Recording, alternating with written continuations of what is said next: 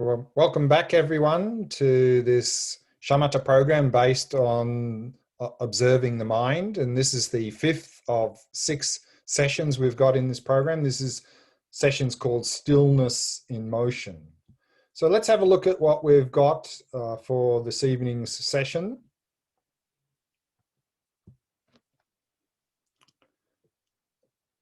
The first week of this program, we looked at the shamatha practice of observing thoughts, and last week was resting in awareness. This week, we're going to combine those two practices into a practice I call stillness in motion. And then on Friday's session, we'll look at how we can bring that into daily life through what's called open awareness. So in this session, we'll start with a meditation based on last week's practice of resting in awareness, although a slight variation. This is called merging mind with space, and I'll explain a little bit more about that shortly. Following the meditation, we'll begin again with a short review. And then the main topic for this evening's session is what's called Gelug Mahamudra. We'll be looking at the shamatha section of the Gelug Mahamudra from text from Panchen Losang Chögyal Gyaltsen. And I'll explain a little bit more about that later. And then we'll be looking at the actual practice for this evening, which is this stillness in motion practice. And we'll be doing that as a meditation, and then as normal question answer after, and per normal finishing with a dedication. So the meditation we're going to do is what is called merging mind with space. And this is based on the resting in awareness practice. Now, in the resting in awareness practice, we are simply turning awareness in upon itself, knowing that we're aware, not paying any attention to any appearances. And when we turn awareness in upon itself, what we notice is that awareness is completely still and completely open and spacious. But as with other practices, there can be a tendency to tense, to tighten. That's our habit in daily life, that when we focus on something, we tense, we tighten. So even though here in this resting in awareness, we can rest in open, spacious stillness, there can be a tendency to really tense in this practice. And the more we tense in this practice, the more difficult it becomes. And also, even though that awareness is boundless, we also in this practice, because of that tension, we tend to have this sense that awareness is some little thing inside of our head. So to sort of eliminate this false idea and to really help us to not have this tight, tense mind, we're going to do this merging mind with space practice. As normal, we'll begin as the resting in awareness practice, again, having the eyes slightly open, resting the gaze in space in front of us. And as Padmasambhava here says, without meditating on anything, so we're not paying attention to any appearances, simply turning awareness in upon itself, knowing that we're aware. And then that's what it means, steadily concentrate your consciousness. It's just resting in that state without wavering, without getting caught up in any sorts of distractions. And then we'll do that for a few minutes, and then we'll do what's described here by Padmasambhava. And it's a little bit like sort of mental gymnastics to help us to release that grasping onto awareness, that constriction on awareness. And we'll be sort of, as he says here, steadily direct your attention up into the sky. So we'll be letting our attention move upwards into sky, but it's not, we're not looking up and we're not imagining anything. We're just moving awareness up as far as we can go without, of course, focusing on anything, and just going up, up, up as far as we can go with our awareness. And then we'll relax again. And then, as he says, the next part is that direct your awareness into space on your right. So then we'll direct our attention, our awareness out into space on our right, and then relax again. And then out to the left, relax again. Direct it downwards as far as you can go, and relax again. And then, so that's to really open up the awareness to let go of that constriction around the awareness, that tightness. And then also the next part is to let go of this false idea that awareness is something inside of our head by allowing our awareness to come down to rest in the center of our heart. And then from there, allow the awareness to expand out into space and then just rest in that state. So a little bit of mental gymnastics to really help us to rest in that open, spacious stillness of awareness. So let's do that practice now.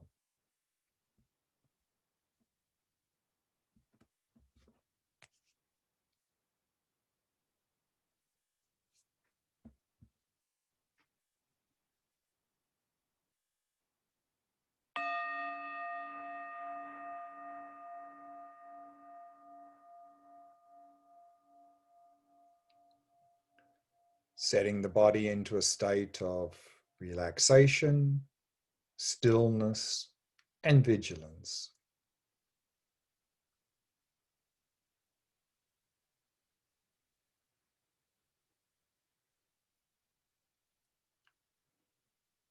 Using the out-breath to relax and release any tightness or tension in any part of the body.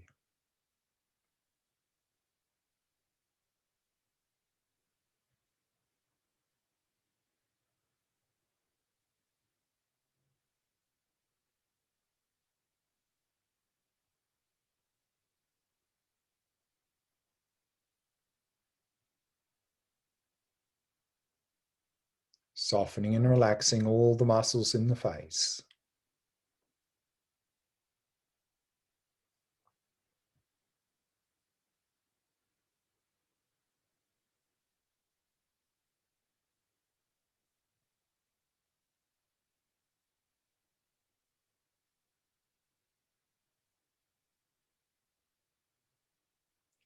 And having established a good posture, then keeping the body as still as possible, avoiding any unnecessary movement.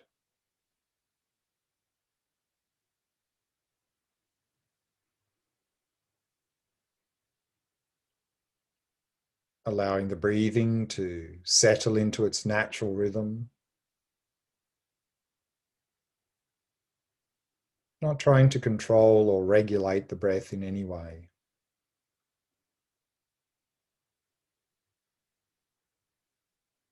Simply allowing it to flow naturally and effortlessly.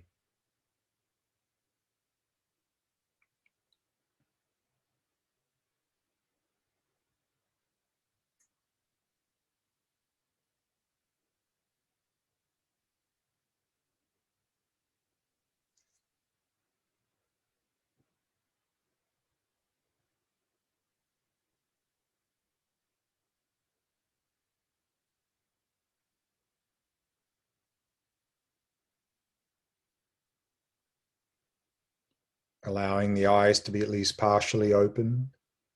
Resting your gaze in the space in front of you.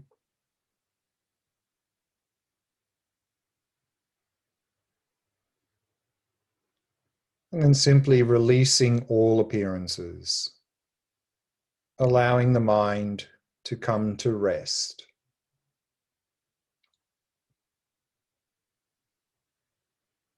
Not doing anything at all.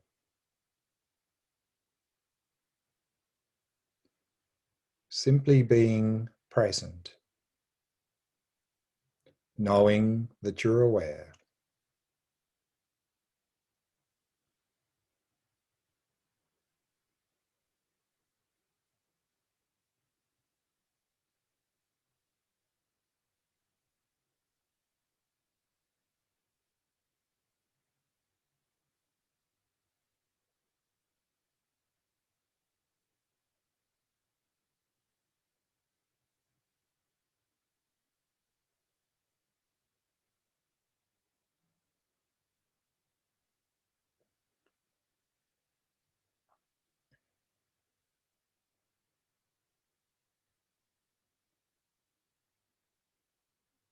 All sorts of appearances will continue to arise.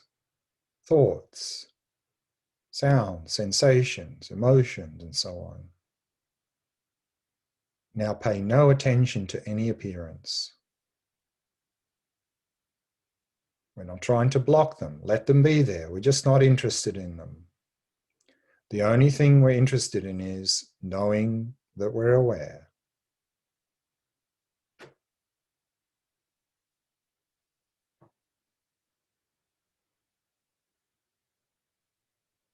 And so simply resting in that stillness of awareness.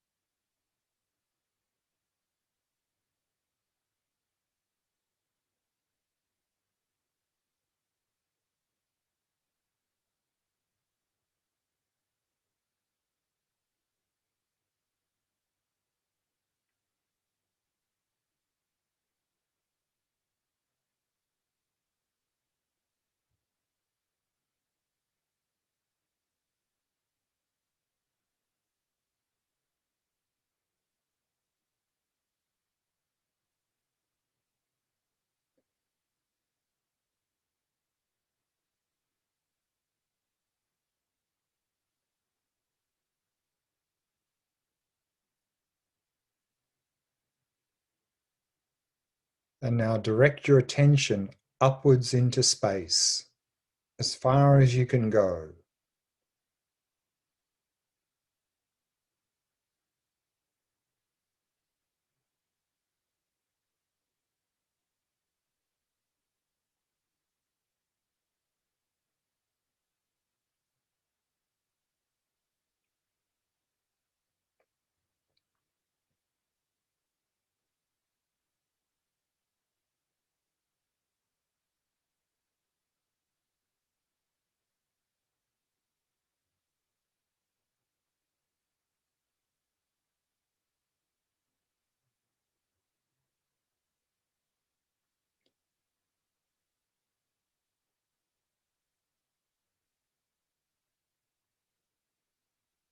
And relax again, simply knowing that you're aware.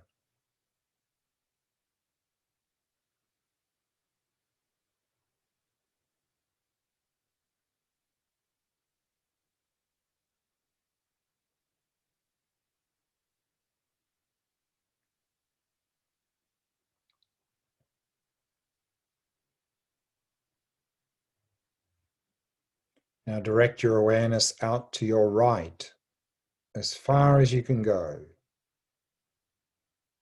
out into space.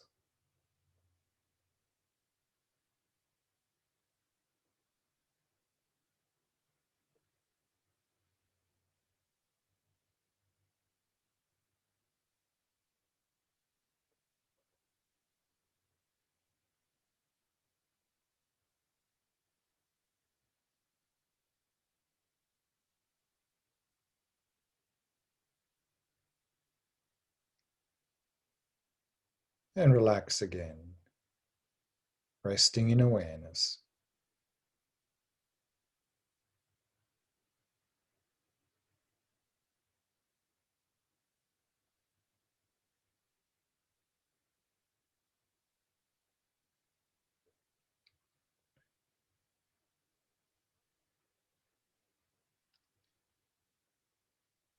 Now direct your awareness out to your left, out into space, as far as you can go.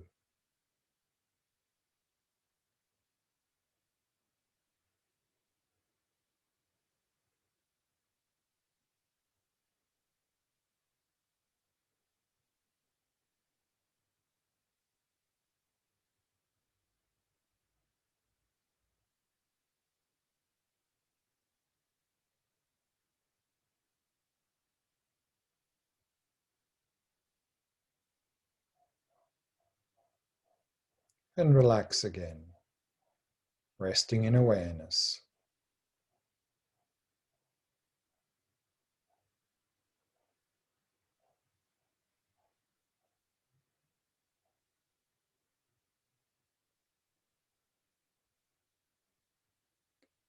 And now direct your awareness downwards into empty space as far as you can go.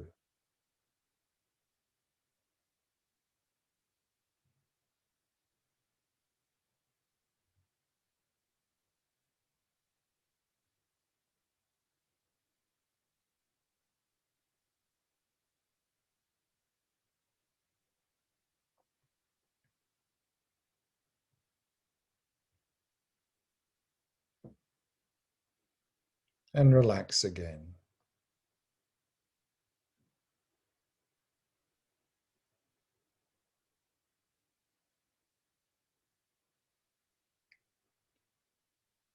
Now allow your awareness to descend to the level of your heart, to the center of your chest, and simply rest there.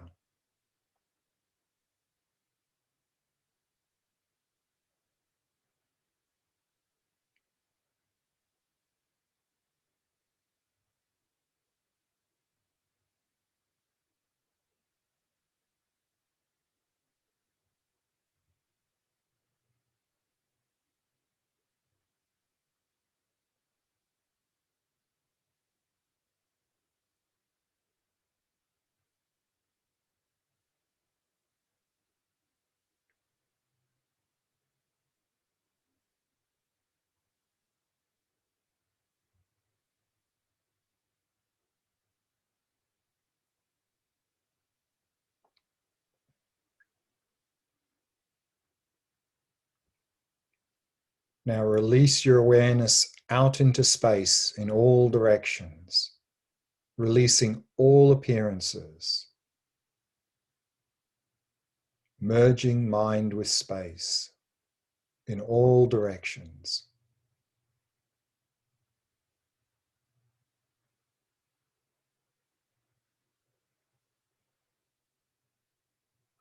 And rest there, merged with space.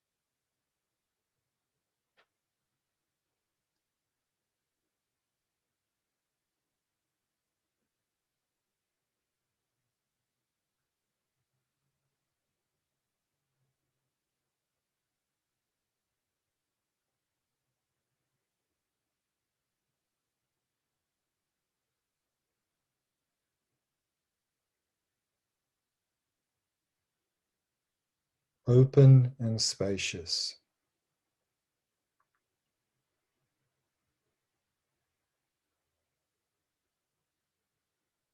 relaxed and clear.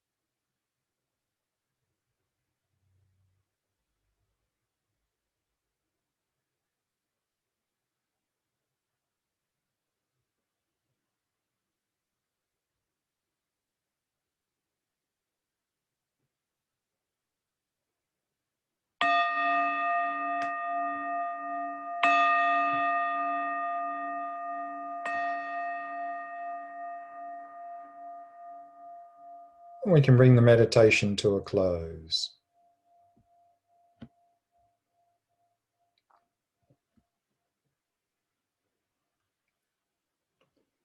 And let's begin with a short review before we go on to the main topic for this evening. We saw in Alan Wals's Attention Revolution that one of his recommendations was, in terms of shamatha practice, to begin with using the breath as the object because it's most easy for us. And then once we have a more stable and clear mind, then we can switch to the observing thoughts practice, that is observing the mind as the object of shamatha. And at the higher levels of practice, then to switch into this practice we did last week was the resting in awareness practice. And what we'll be doing in this week is combining those two practices, and we'll see how this resting in awareness can really provide us a very good anchor for the observing thoughts practice. We also looked in the last session at meditative experiences. What sorts of experiences can come up in this shamatha practice, these sorts of shamatha practices, and what to do about them. We saw there that, particularly with the mindfulness of breathing practice, all sorts of physical sensations can arise in the body, some of them very pleasant, some of them strange, some of them a little bit unpleasant. But we saw there that a lot of these physical sensations that arise are a side effect of the mind starting to balance itself, that the subtle energies are starting to balance themselves. And in that process, all sorts of things can happen in the body, and not to make a big deal out of them. And these sorts of experiences, physical sensations, they'll come and they'll go. And they're not to get caught up in the pleasant ones with craving and attachment, not to get caught up in worry or aversion to the strange or unpleasant ones. Keep to the essentials of the practice. And similarly with the practice of observing the mind, we're observing our thoughts and so forth. When we get deeper into that practice, we're really dredging the depths of our psyche. A lot of things will start to come up, particularly things that we've been suppressing. And so we saw there in Attention Revolution advice about what to do with that. Again, to not allow ourselves to get caught up in whatever's arising with craving and attachment, with anxiety, with aversion and so forth.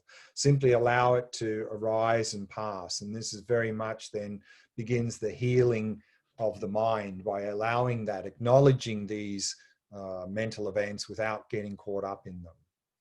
And then also we saw that particularly this practice of resting in awareness, one common experience is fear can arise.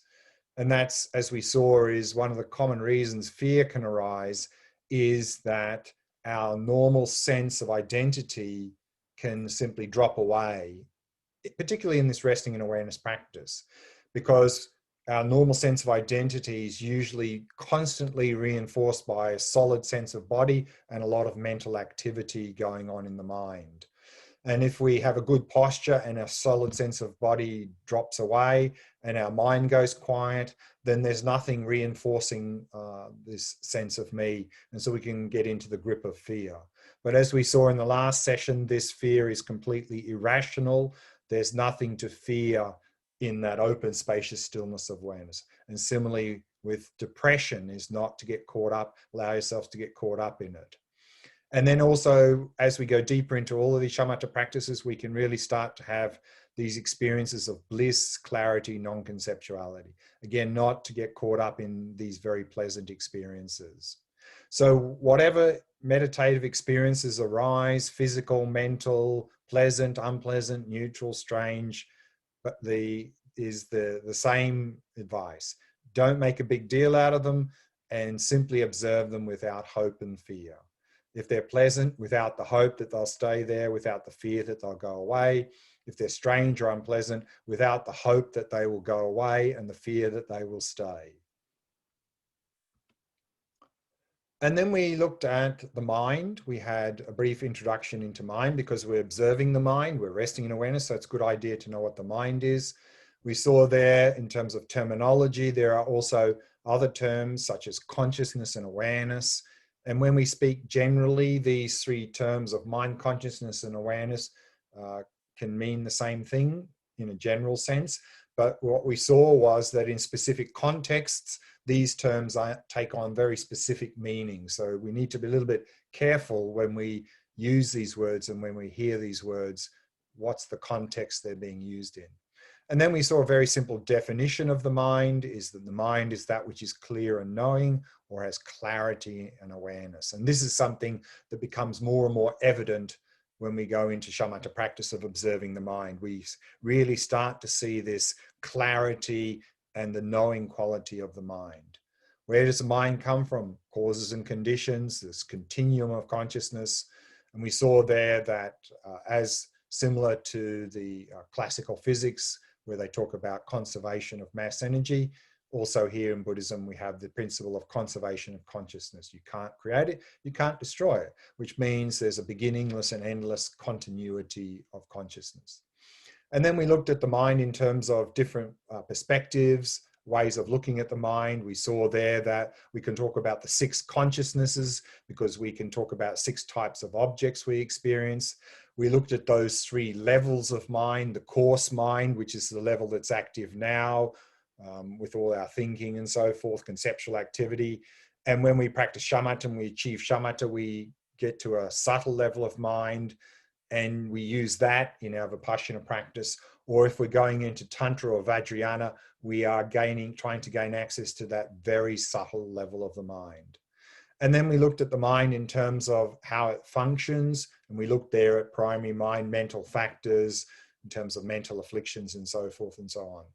And then what is the nature of the mind?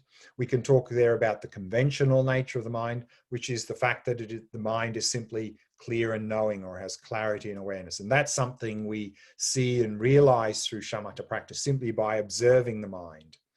And then we come to realize the ultimate nature of the mind, that is emptiness, the fact that the mind is empty of independent existence. We come to that realization through investigating the mind in vipassana practice, to come to realize that the mind is not findable, it's empty of inherent existence, does not exist independently. Or if we're practicing in Tantra or Vajrayana, and we're cutting through to the very deepest level of mind, then there the nature of mind is really this indivisibility of emptiness and the very subtle level of mind, often called pristine awareness. So we got a little bit of a flavor of the mind there, based on doing the shamatha practice, observing the mind. What I'd like to do now is go to the main topic for this evening. And what I'd like to do is go through a short section of a text called The Main Path of the Victors, a root text on the precious Gelug Kagyu tradition of Mahamudra by Panchen Losang Chögyal Gyaltsen, a great Tibetan master in the Gelug tradition from the 16th, 17th century. Those of you who have a little bit of experience in the Gelug tradition probably have heard of Panchen Losang Chögyal Gyaltsen. He's, of course, the author of the Guru Puja and the Medicine Buddha Puja and so forth. He's a great adept and a great scholar, and in fact was the tutor of the 5th Dalai Lama. And in the Gelug school, the main system of practice is generally the Lam Rim, and this Mahamudra system of practice is the main system of practice in the Kagyu school of Tibetan Buddhism. But here we also have a lineage of Mahamudra practice within the Gelug school, coming down from Lama Tsongkhapa through Panchen Losang Chögyal Gyaltsen to the modern day. What is Mahamudra? Mahamudra is a Sanskrit term. Maha means great. Mudra here means stamp or seal. And here when we talk about a stamp or seal, we're talking about emptiness, in that all phenomena are stamped or sealed by emptiness, meaning the ultimate nature of all phenomena does not go beyond emptiness, that all phenomena are empty of independent existence. And if we come to realize that, we can realize the great goal of nirvana or enlightenment, hence great seal. But here in Mahamudra practice, when we engage in this vipassana practice of emptiness, we have the primary focus is on the mind itself. So often Mahamudra, like Dzogchen from the Nyingma school, is often called nature of mind practice, because in those systems of practice, we're mainly focusing on the mind in terms of coming to realize this emptiness. And so what we find in this text from the Panchen Lama, the main outlines here is that he begins with a discussion on the preliminaries, which are the foundation practices for Mahamudra. And here we can talk about common and uncommon preliminaries. The common preliminaries are those practices that are common to all Buddhist traditions, Theravada, Mahayana. So here, included in the common preliminaries are things like reflecting on precious human life, death and impermanence, and so forth. And then the uncommon preliminaries are those preliminary or foundation practices to engage in for the basis for Tantra or Vajrayana level of practice. And so included in there are things like Vajrasattva, mandala offering, guru yoga, and so forth. And so by engaging in these sorts of preliminary practices, we provide a good foundation for the actual Mahamudra practice. And Mahamudra practice can be done at two levels. There is what's called Sutra Mahamudra and Tantra Mahamudra. In Sutra Mahamudra, what we are doing is we are refining this coarse mind we have now through the shamatha practice, bringing that coarse mind down to the subtle level of mind. And then using that subtle level of mind, we use that in our Vipassana practice to come to realize emptiness, to realize nature of mind, and then move along the path to nirvana and enlightenment.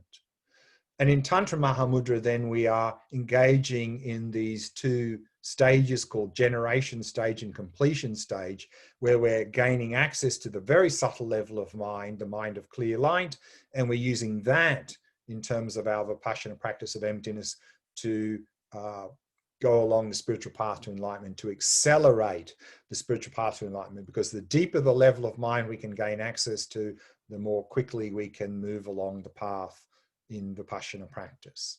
And then the conclusion part of the text is then post-meditation, what to do in between meditation sessions to continue this Mahamudra practice.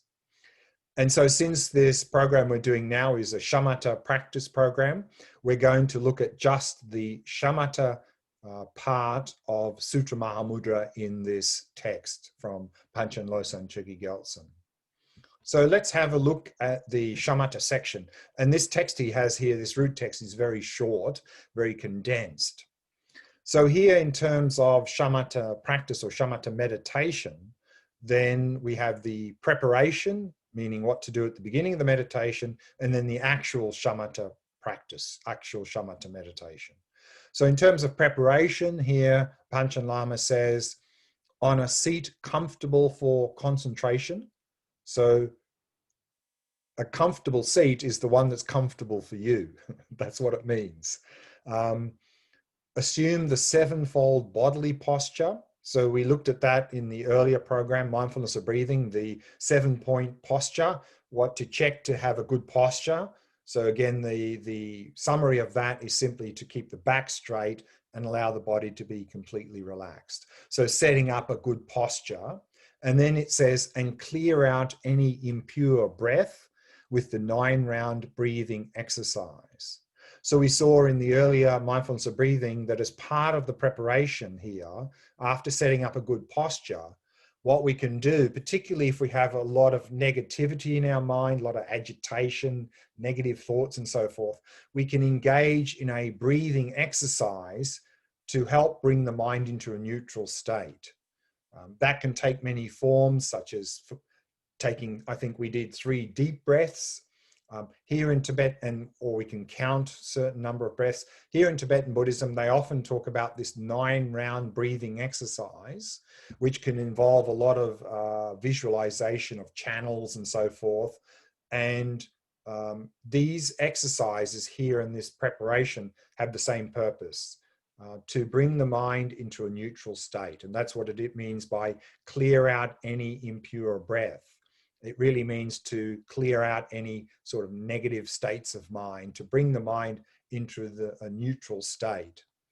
And then it says, having refined your awareness, meaning allowing the mind to come into that still state, into the present moment, then to begin with a virtuous pure mind by going for refuge and generating bodhicitta. So here Mahamudra practice is a Mahayana practice. So refuge, in taking refuge in Buddha Dharma Sangha, is what makes it a Buddhist practice.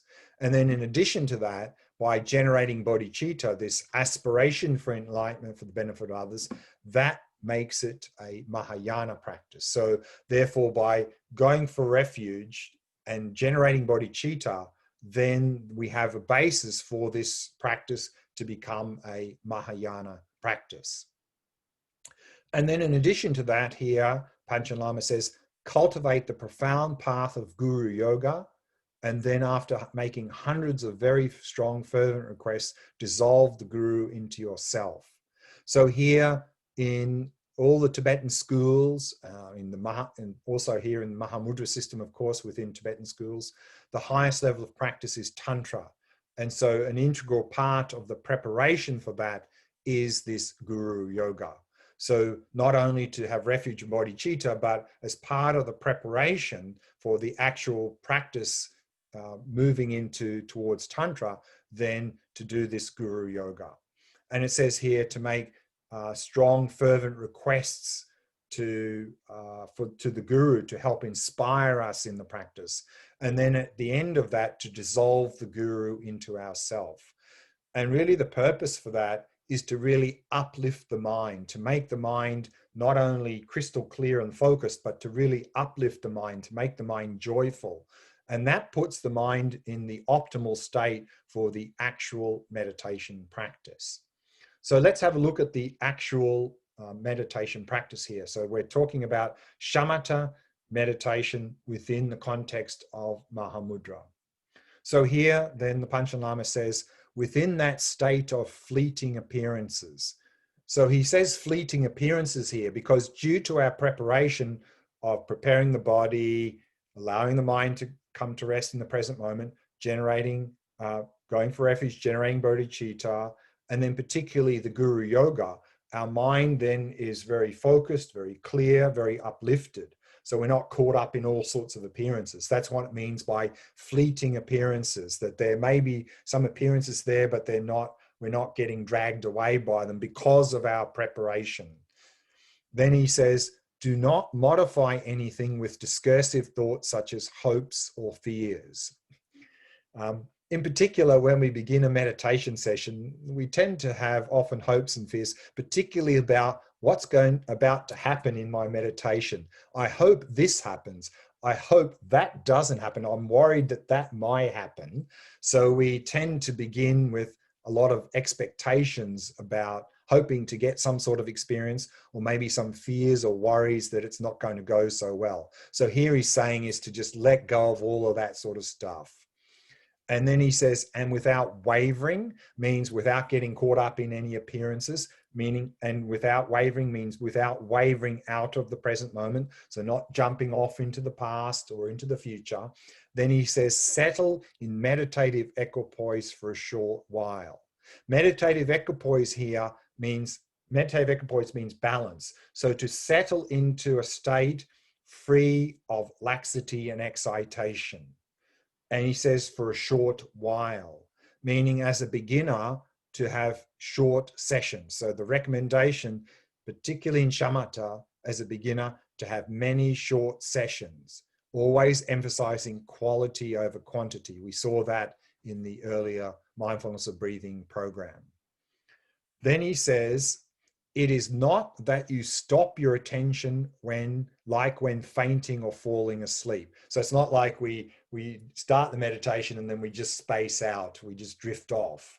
He says, rather, station the guard of mindfulness so that the mind does not become distracted, and set up introspection to be aware of any movement.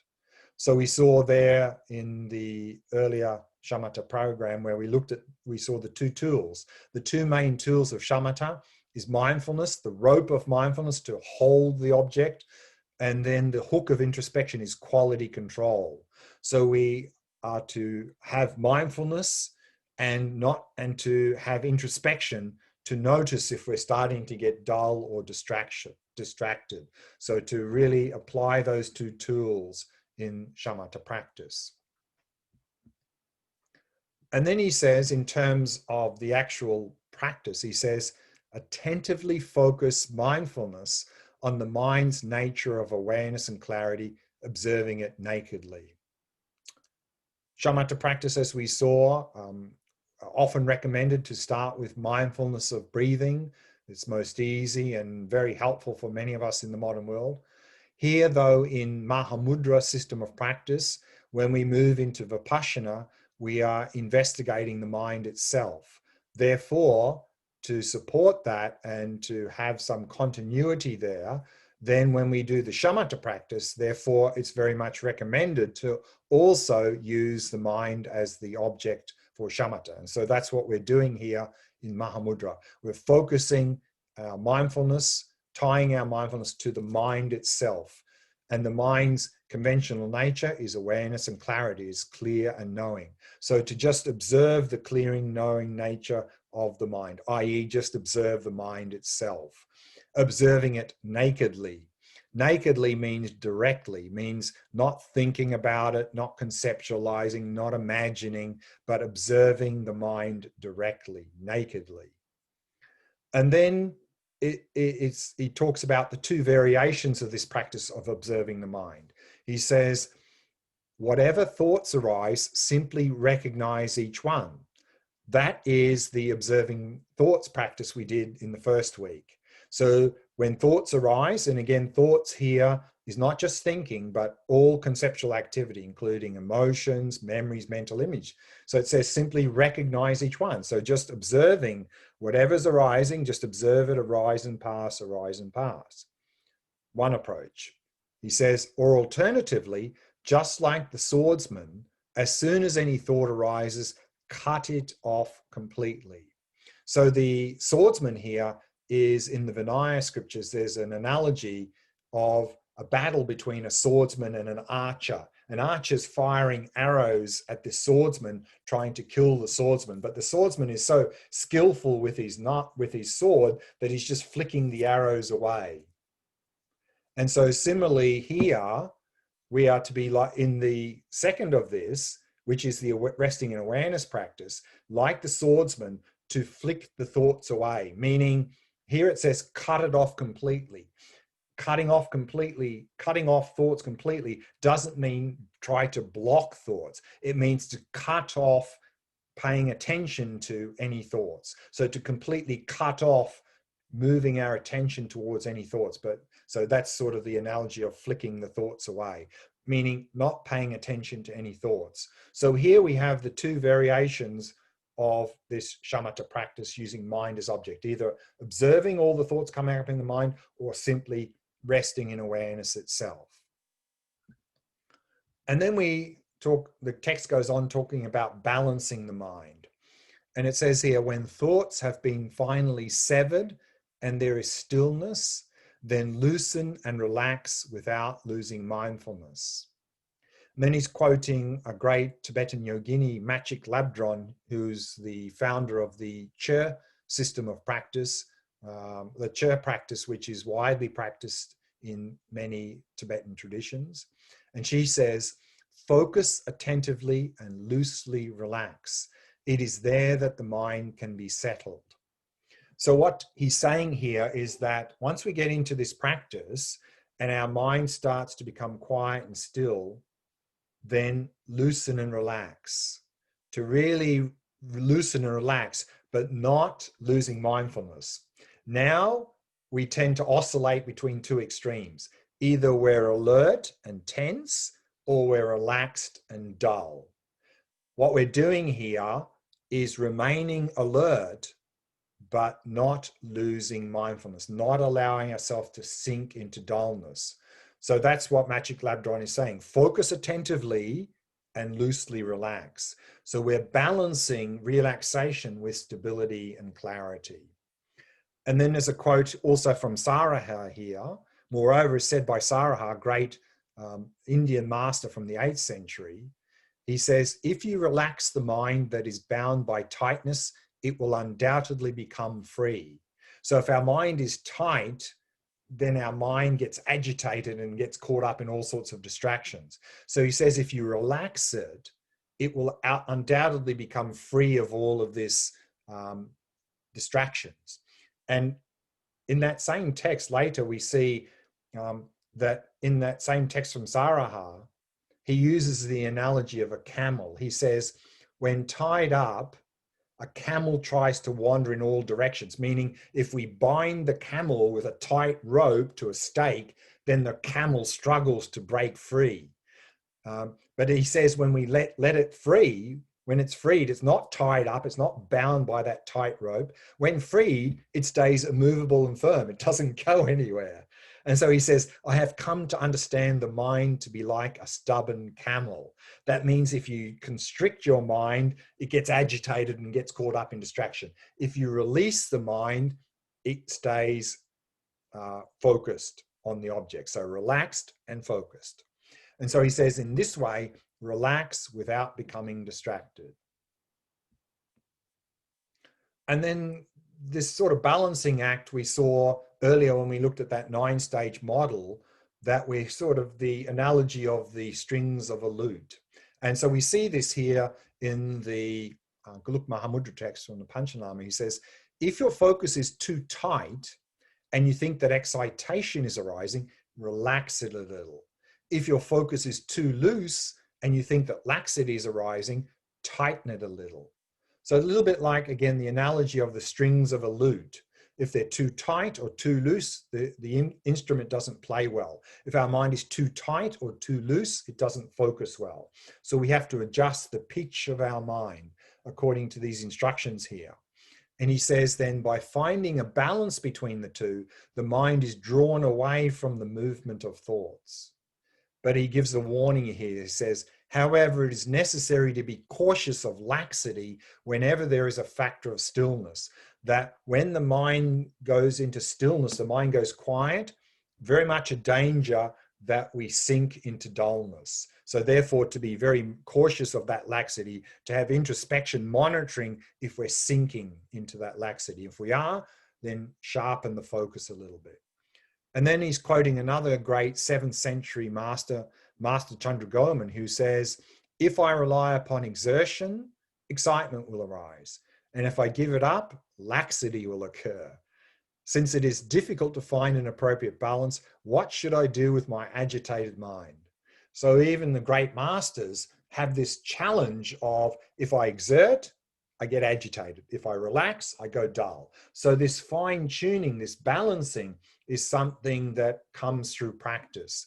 It only comes through practice, through repeated practice, fine tuning more and more the mind so that we can eventually be completely relaxed and completely alert at the same time. And then in terms of, we talked about the release of grasping to thoughts earlier in this program. The text sort of talks a little bit about that. And here he says, whatever thoughts arise, when you observe their nature, they vanish and a pure vacuity dawns. Similarly, if you also investigate when the mind is still, there's an unobscured vacuity and vivid clarity. This is well known as the fusion of stillness and movement, meaning that when you observe thoughts, we see the clarity and awareness. When the mind is still, we see clarity and awareness. So we get to see that whether there's thoughts or not, it's the same nature of clarity and awareness. And through understanding that, we understand that thoughts are the same nature as the mind. They're not something coming from outside, that they're merely appearances of clarity and awareness, and therefore they're mere appearances and they really can't harm us unless we identify with them.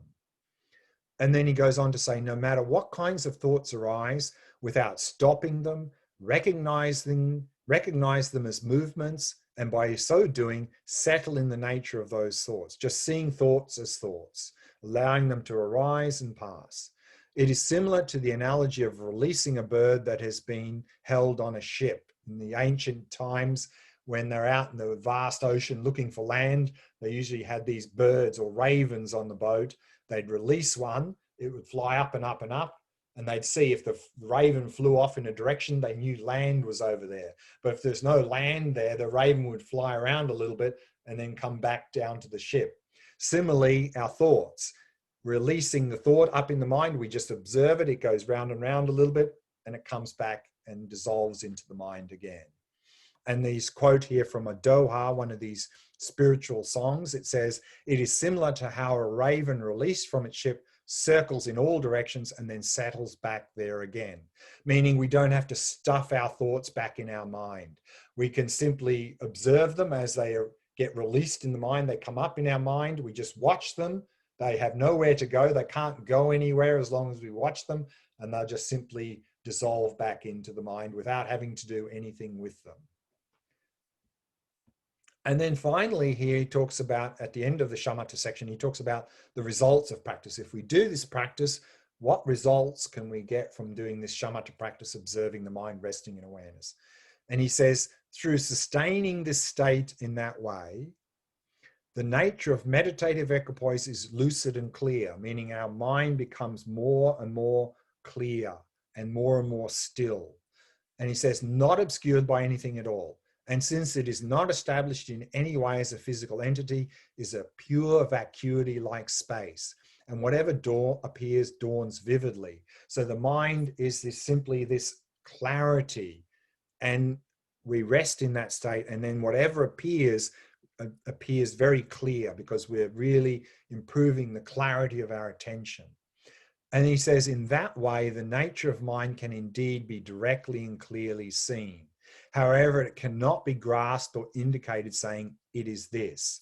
So mind, when we're observing the mind in shamatha practice, it's just mere clarity and awareness. That's what we see. It's not a thing. It's not a thing we can point to and say, that's it. It's simply this experience of mere clarity and awareness. We can't really conceptualize that. That's what's being said here. And then it goes on to says, rest loosely without grasping to whatever dawns. So this is a very common instruction we see in Mahamudra systems of practice. Just simply rest loosely without grasping to whatever appears in the mind.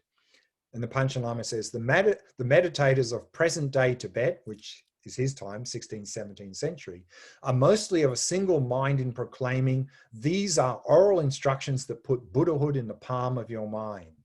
So what he's saying is that the meditators of his day said that these instructions of just rest loosely without grasping to whatever appears, those instructions are enough to really get us close to enlightenment.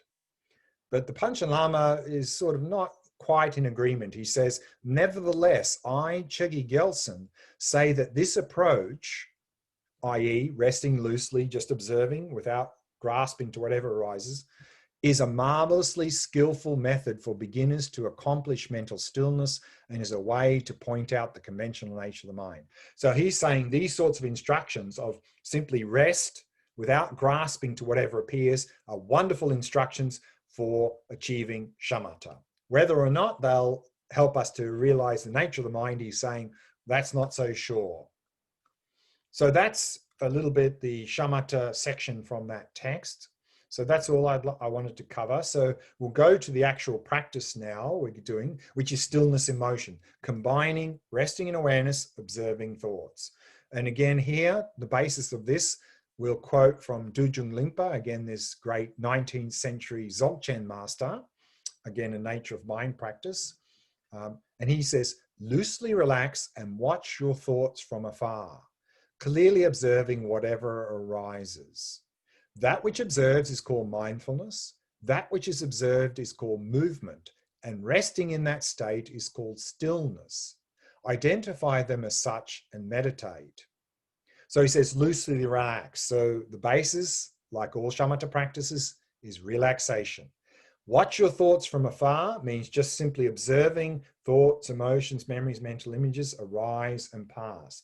From afar means not identifying, not grasping, not following. And then the movement, of course, are all the thoughts and emotions and so forth. And we're using mindfulness to observe those movements. And then it says resting in that state is called stillness. So resting in awareness is stillness.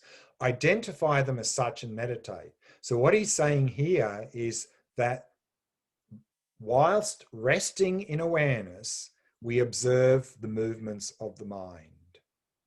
And so that resting in awareness is our foundation for observing movements of the mind. And so that's what we're going to do now. Prior, when we did simply observing movements, observing thoughts, probably what you found was that as soon as a thought came up, you identified, you grasped, and off you went. You just sort of got swept away constantly, because also the mind was probably quite tight. And therefore, when something comes, we react and get caught up. But here, our foundation, our basis is establishing a basis of open, spacious stillness of awareness. And from that basis, then to observe the movements of the mind. Then we have some foundation to help us avoid getting swept away. And that's what we're going to do in the practice now. So the instructions, again, having the eyes partially open, resting gaze in the front, space in front of you. We'll start the beginning of the meditation just doing the resting in awareness, resting in stillness. Do that for a few minutes to establish the foundation. And then whilst we continue to rest in awareness, then start to observe the movements of the mind, meaning observing thoughts, emotions, and mental images and so forth. And the instructions if we get caught up in this excitation and dullness as before. If you find that you're still getting swept away a lot by thoughts, go back and just rest in awareness again, rest in that stillness of awareness, re-establish that basis, and then once again start to observe the movements of the mind. So that's the practice we're going to do. So if you'd like to find a nice, comfortable posture, let's begin.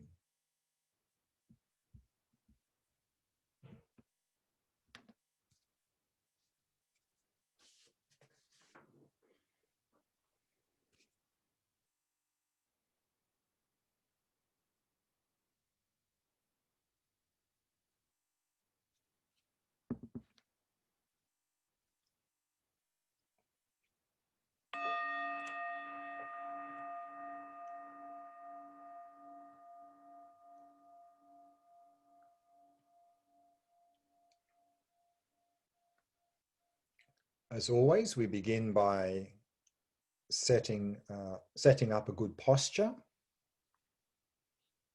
keeping the back nice and straight, and at the same time allow the entire body to become completely relaxed, completely at ease.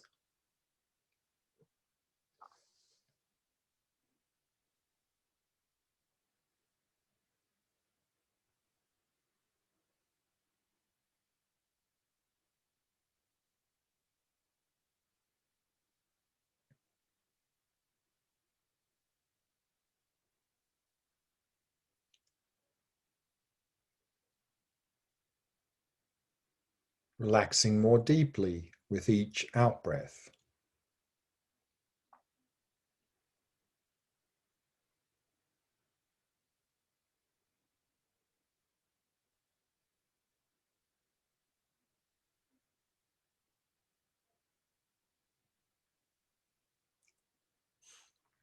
Allowing the breathing to flow naturally and effortlessly.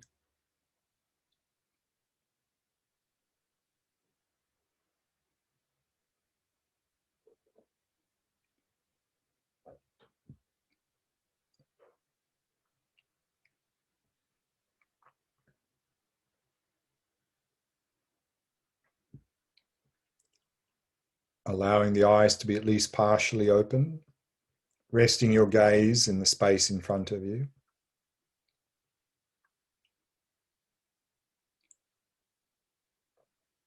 And then simply releasing all appearances, allowing the mind to come to rest.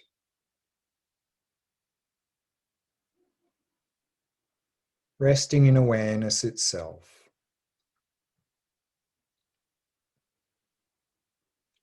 Simply knowing that you're aware.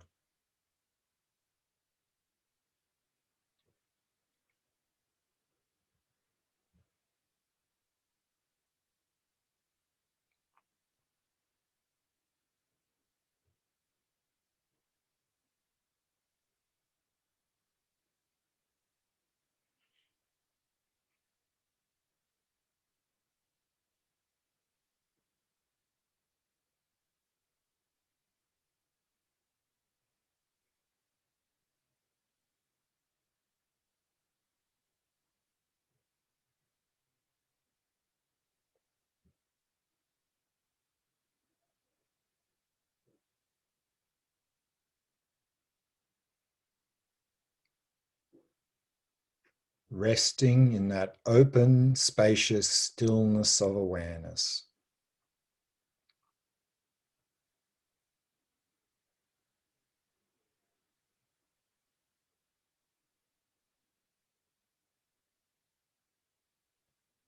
Both body and mind completely relaxed.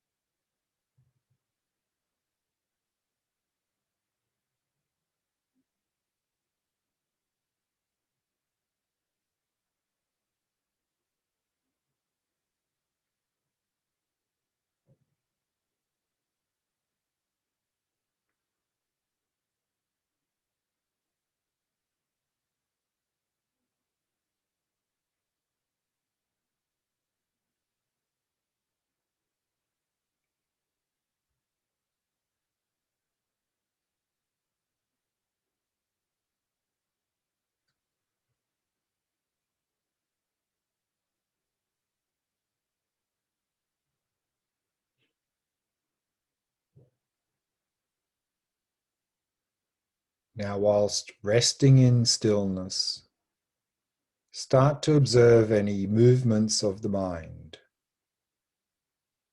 That is, noticing any thoughts, emotions, images, and so forth that are arising in the mind.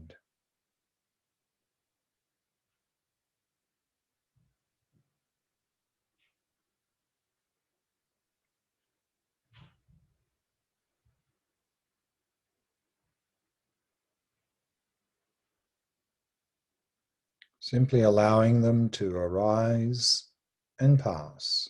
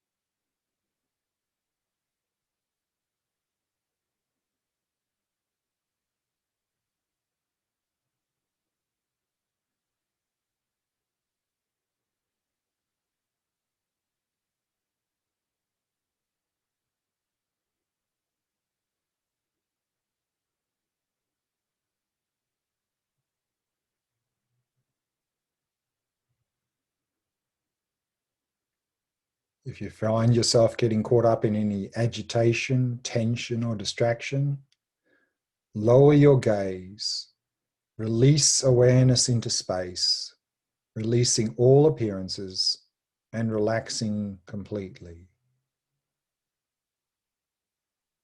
Returning to that stillness.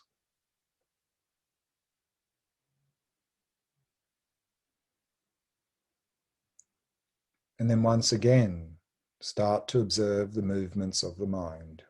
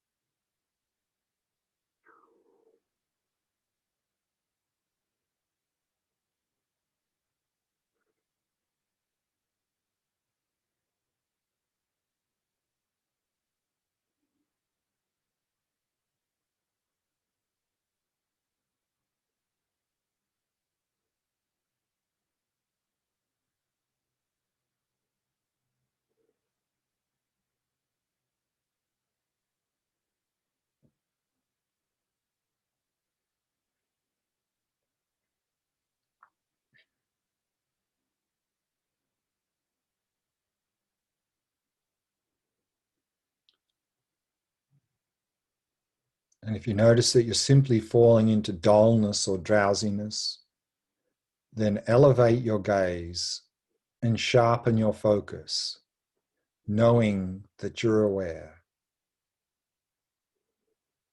And once again, establishing that foundation of stillness. And from that stillness, once again, start to observe the movements of the mind.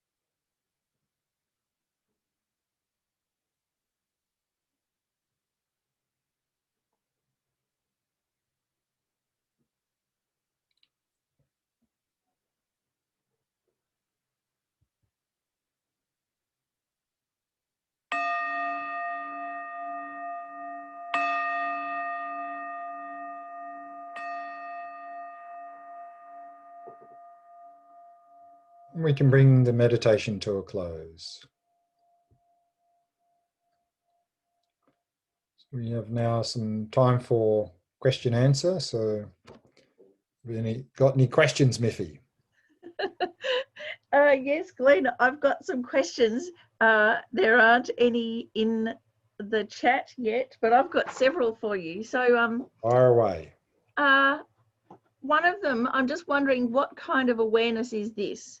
That today, when our website broke, and so instead of trying to investigate, oh, is it this or is it this or is it that, I just try and think about the website and let everything become apparent, like being in the mental architecture of it.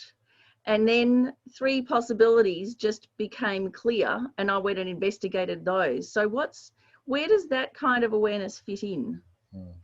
Yeah, very good question. I think in general, like, actually, I think it's there's a quote. I think it's wrongly attributed to Einstein, but it's a nice quote anyway. And it's attributed to him, but I don't think he said it. Was that you can't solve a problem at the level you created it at, and you have to sort of go down a level, basically. And a lot of our problems are created by our discursive mind. And so trying to use discursive mind to solve problems that the discursive mind itself created is quite challenging. And so what can be very helpful, and this is where shamatha practice is, it can be very, very helpful. And I think I briefly touched on this a little bit in the mindfulness of breathing program earlier, is that, if there's a problem and we get as much input as possible to try to solve the problem, so we get all the facts and all the situation, we can try to solve it by thinking about it. And of course, if we're agitated, then we're not seeing things clearly. So what we saw earlier as well is that one thing we want to do is keep the mind calm and clear, because if we get caught up in stress and agitation and so forth, then our mind is not very clear, which means we're not seeing the situation clearly, which means what we try to do to fix it is probably not going to work at all. So the first step is to remain calm. And that's where also shamatha practice can be very helpful, particularly the shamatha practice observing the mind, also resting in awareness, to remain calm, to at least be able to see the situation more clearly, to be able to better evaluate the situation. So that's one improvement. But then if we think about what could be the answer, then often it's our sort of discursive mind that is trying to work out the problem. And it may work it out quite quickly. It may be pretty simple. But my experience is that if there is a situation and you try and see it clearly and get all the input as possible, and then you allow the discursive mind to think about it, and then often that discursive mind is a little bit limited and has preconceived ideas about how to approach it. And so often the answer sort of lies outside of that. And so my experience, and this also comes from shamatha practice, is if our discursive conceptual mind can't come up with a solution quickly, then what I do is I tend to just let go of it, have an intention that you want to solve the problem, but just let go of it. And then often, whoosh, here comes the answer, because that is still being processed in our mind, but at a much deeper level, which is it's basically what we can call intuition, which is like inner wisdom. And so I use this a lot when I'm trying to resolve something intellectually and it doesn't really work. What I tend to do is, and I use this together with what we did in the earlier program, the shavasana posture. I go and lie down. I mean, I have an intention, I want an answer, but then I go lie down in the shavasana posture and I completely let go of the problem, wanting to solve it, let go of everything. And then more often than not, very quickly, here comes an answer. If not an answer, here comes a couple of ways of looking at it that is fresh and maybe can lead to an answer.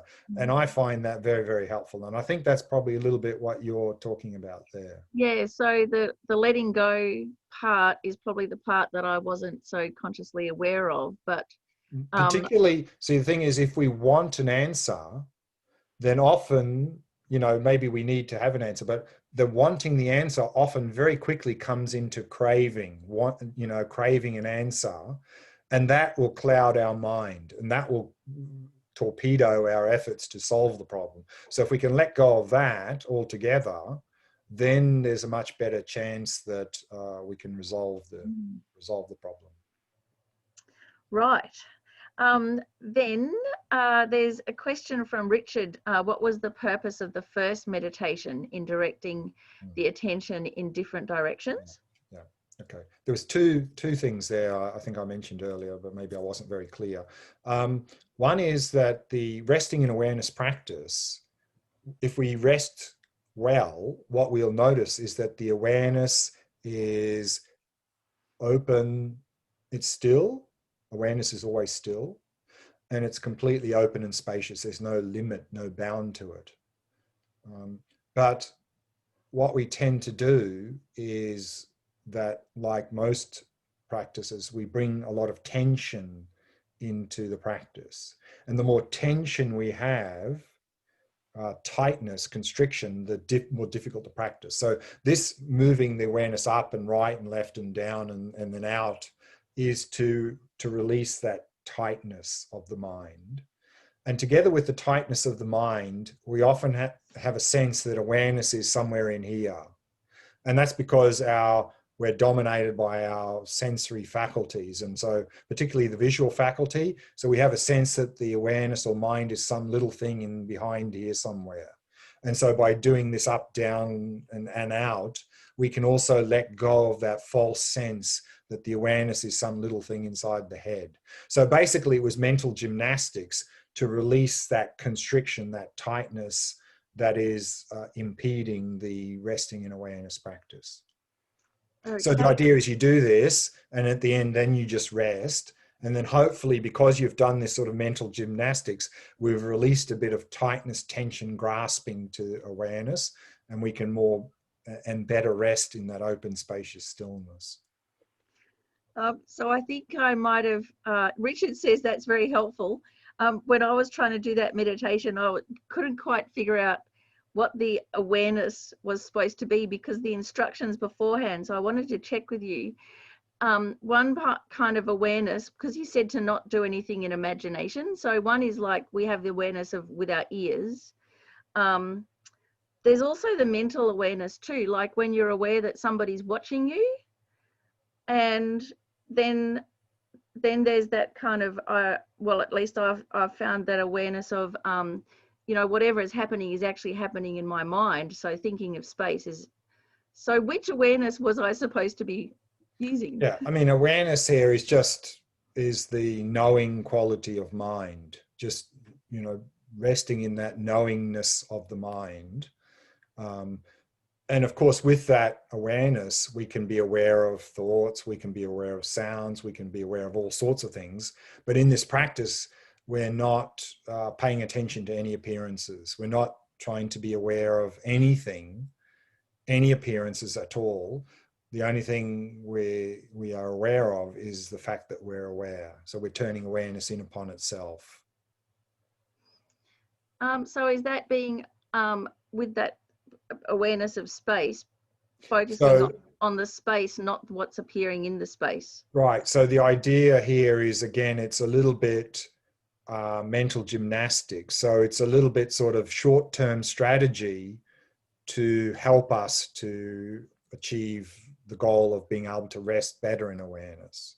So it is a bit sort of like, technically, to direct your awareness up into space. I mean, awareness is sort of everywhere in theory, but for us now, it seems to be here. I mean, it seems to be here somewhere, some small thing here.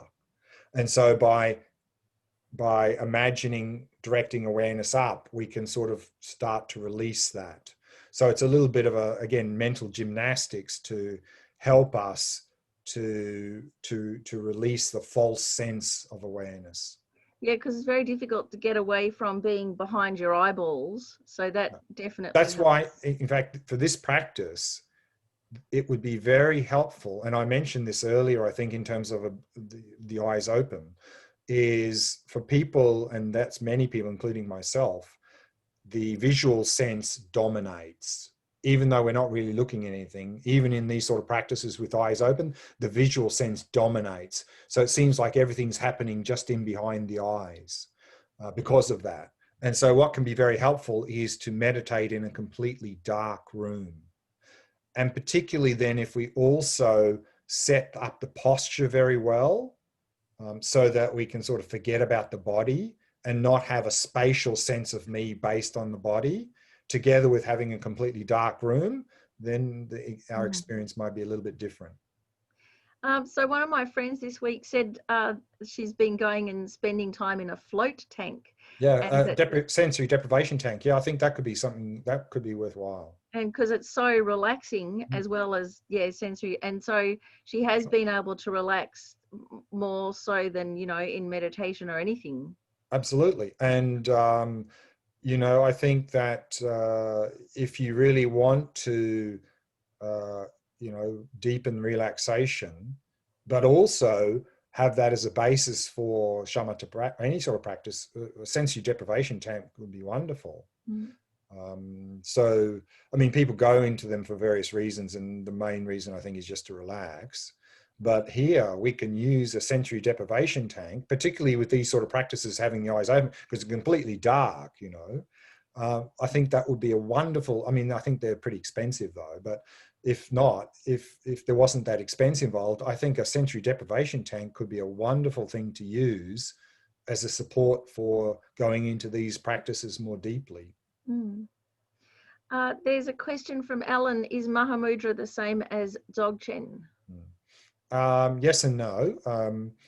They're both nature of mind practices in that both of them are focusing on coming to realize emptiness with respect to the mind.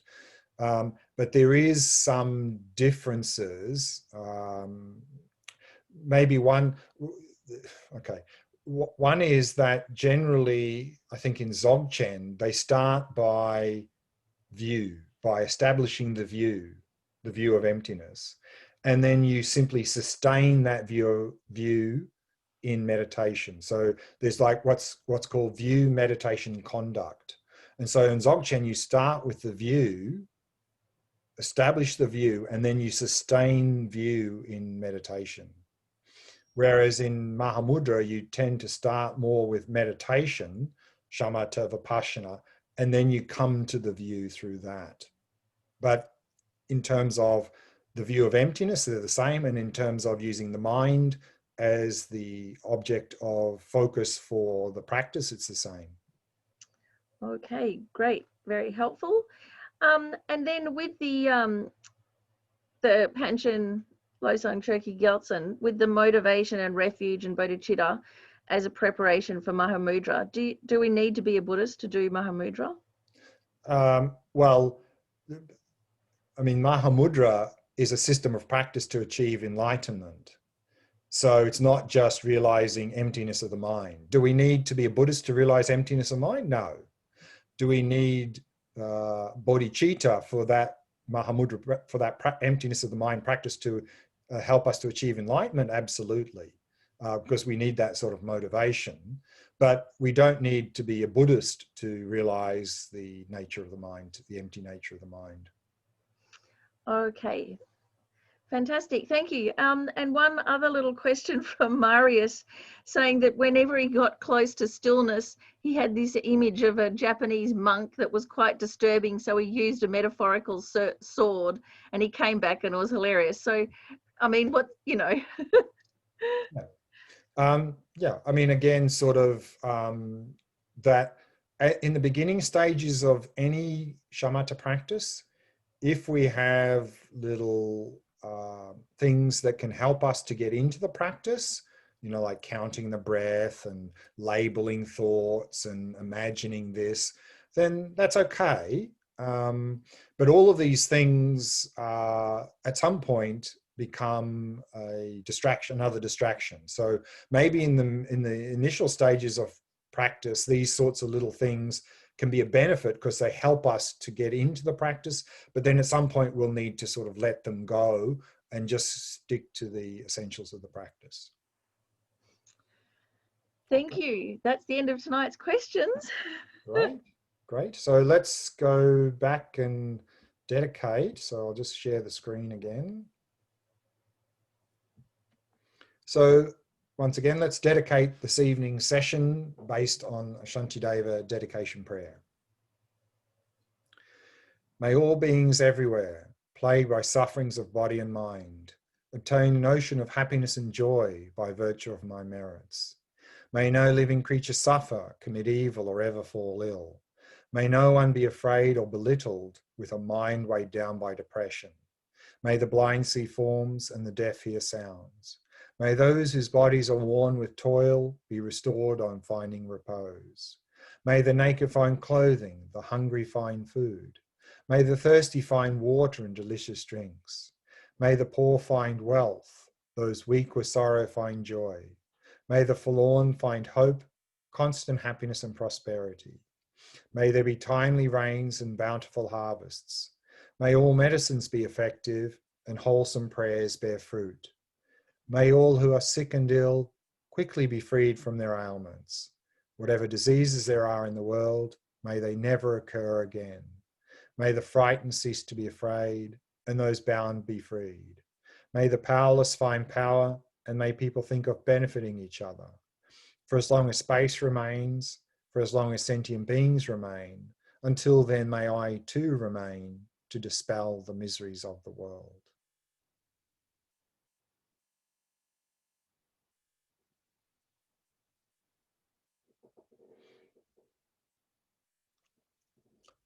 Friday is our last session, session 6 for this program, this shamatha practice, observing the mind. And the title of the session is Open Awareness. This is how we really can bring this stillness in motion practice into daily life. And we'll talk about some other ways of help us integrate these sort of practices into daily life.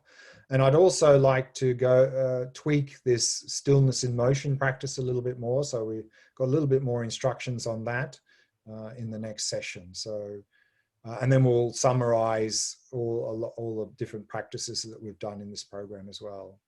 And talk a bit about the framework for this in daily life. So these are some of the topics for next session on Friday. So look forward to seeing you all again for our last session in the program on Friday, same time. So